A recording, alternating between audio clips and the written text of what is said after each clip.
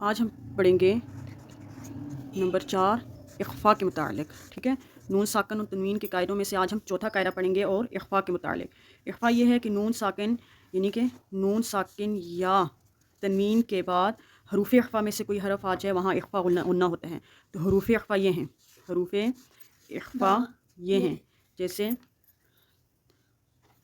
تا، ثا، جیم، دال، ذال، ذا، سین، شین، صاد، ضاد، طا، ظا، فا، قاف، کاف.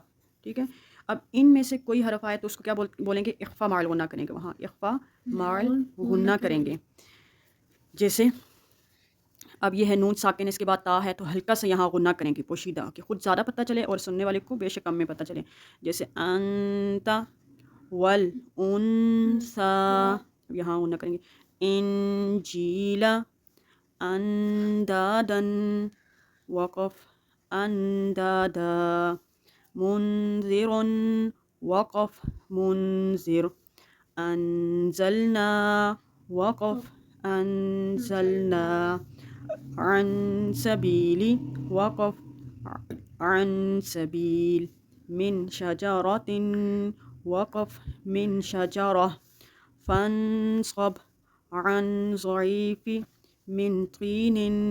انظر. انفال، انقذ. منکم. جنات تجری. ٹھیک ہے، گویا کہ آج ہم پڑھ لیے، ہم نے نون ساکن اور تنوین کے پورے 4 قاعدے پڑھ لیے. پہلا قاعدہ کون سا ہے؟ اظہار. دوسرا ہے ادغام، اور تیسرا ہے اقلاب، اور چوتھا ہے اخفاء.